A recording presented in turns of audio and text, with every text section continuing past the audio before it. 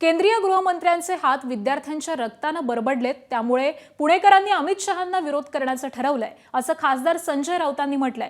ज्या east India company विरोधात टिळक लढले, त्या ईस्ट इंडिया कंपनीचे सध्याचे मालक अमित शहा आहेत, अशी टीका राऊतांनी केली। मला आश्चर्य वाटतंय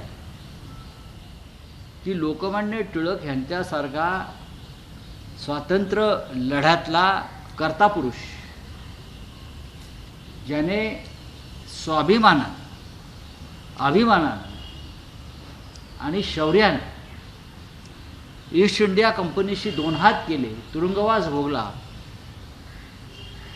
त्यांच्या नावाचा पुरस्कार सध्याच्या ईस्ट इंडिया कंपनीचे व्यवस्थापकीय संचालक अमित शहा यांच्या हस्ते देण्याचा घाट ज्या कोणी घातला असेल, त्यांच्या बुद्धीची मला कीव येते।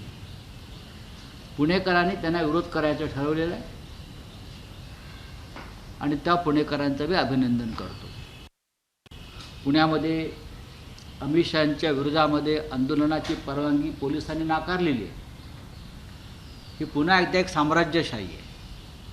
देशाच्या गृहमंत्र्याचे हात विद्यार्थ्यांच्या रक्तानं बरबटलेले आहेत। आता त्यांचे कोणीतरी वंशज आहेत म्हणतात, एक जे शिंदे गटामध्ये आहेत, बरं का, टिळकांचे वंशज शिंदे गटात आहेत।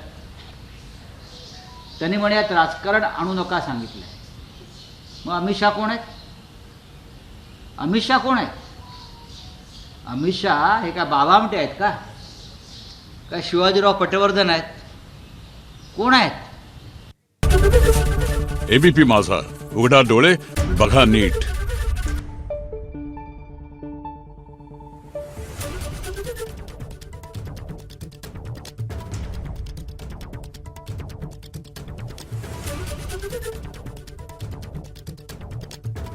Thank you.